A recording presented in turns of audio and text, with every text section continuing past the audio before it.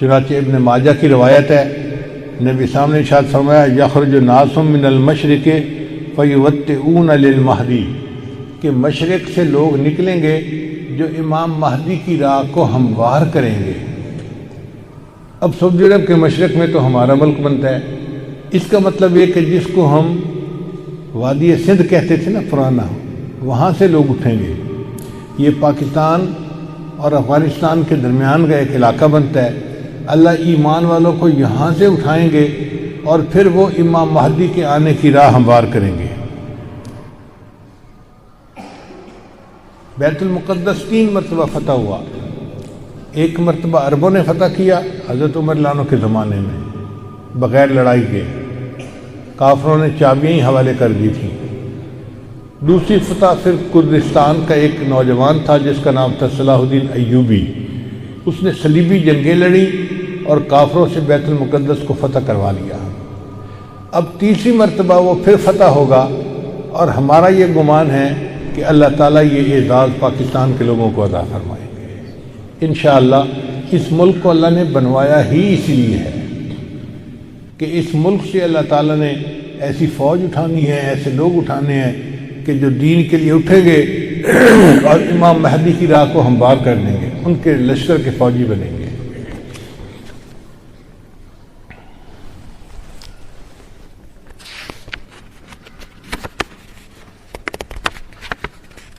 علامہ اقبال نے بہت خوبصورت شعر کہا ہے فارسی میں، خضر وقت از خلوت دشت حجاز آید بروں۔ خضر وقت سے مراد امام مہدی۔ خضر وقت از خلوت دشت حجاز آید بروں، کاروان زی وادی دور و دراز آید بروں۔ یعنی زی عظیم یہ کارواں جو ہے نا، یہ دور دراز سے آئے گا اور حجاز کے اندر آ کر یہ برآمد ہوگا۔ حدیث مبارکہ میں بھی ہے کہ امام مہدی آئیں گے مگر وہ چھپے ہوں گے، اپنے آپ کو چھپائیں گے۔ پہلے مدینہ طیبہ میں ہوں گے مگر وہ وہاں سے مکہ مکرمہ اس لیے آ جائیں گے کہ لوگ مجھے پہچان نہ لیں، چھپ رہے ہوں گے لوگوں سے کہ لوگ مجھے دیکھ نہ لیں، پہچان نہ لیں۔ لیکن جب مکہ مکرمہ میں وہ طواف کر رہے ہوں گے تو وہ حجر اسود کے قریب آئیں گے تو ایک غیب سے آواز آئے گی کہ لوگوں یہ مہدی ہیں، تم ان کی بیعت کر لو۔ تو لوگ ان کے ساتھ بیعت کر لیں گے اور پھر ان کے ساتھ ایک لشکر شروع ہو جائے گا۔ یہ لشکر ایسا ہوگا کہ جس نے بالآخر بیت المقدس کو فتح کرنا ہے۔ حدیث مبارکہ میں ہے کہ کالے جھنڈے یہ لے کر لوگ اٹھیں گے اور وہ اس کو جا کر بیت المقدس کے اندر گاڑیں گے، یعنی امام مہدی کے ہاتھ پہ اللہ تعالیٰ بیت المقدس کو فتح کروائیں گے۔ پھر امام مہدی موجود ہوں گے تو ان کی موجودگی میں حضرت عیسیٰ علیہ السلام بھی آئیں گے۔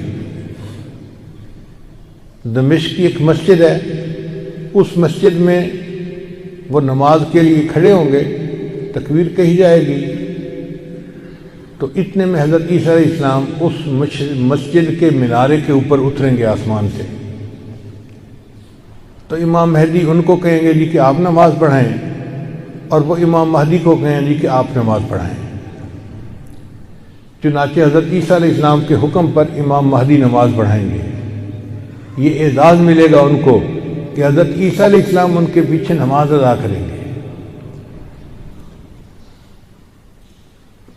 اب حضرت عیسیٰ علیہ السلام نبی علیہ السلام کی شریعت کے مطابق یہاں پر زندگی گزاریں گے۔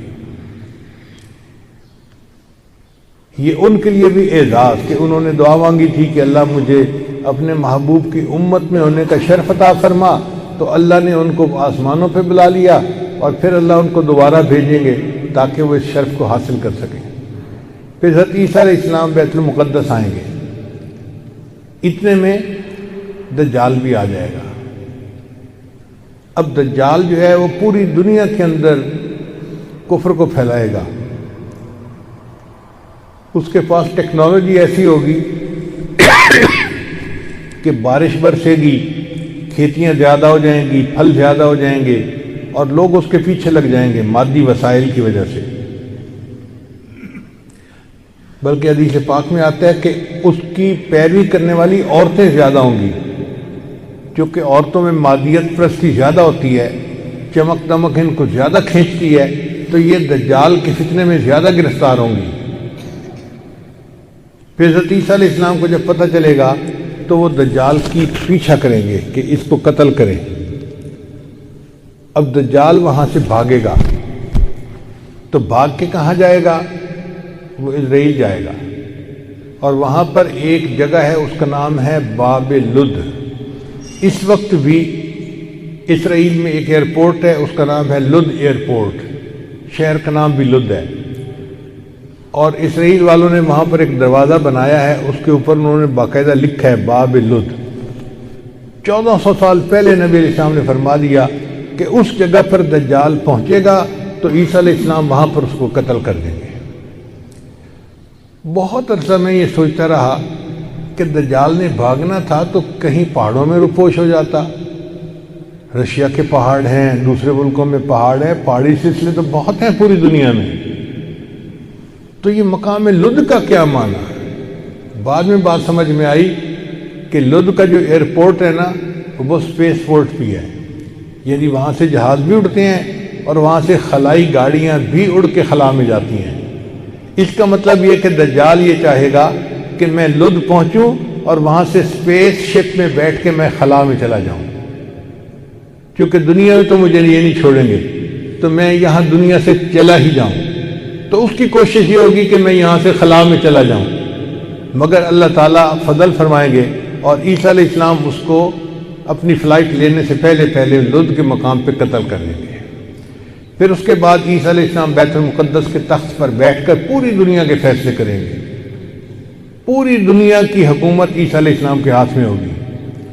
پھر عیسیٰ علیہ السلام صلیب کو توڑیں گے اپنے ہاتھوں سے، اور پھر یہود و نصارہ میں جو ان کی مخالفت کرے گا اس کو وہ قتل کریں گے، حتیٰ کہ ایک ایسا وقت آئے گا کہ پوری دنیا میں ایک بھی بندہ غیر مسلم نہیں رہے گا، سارے مسلمان ہوں گے۔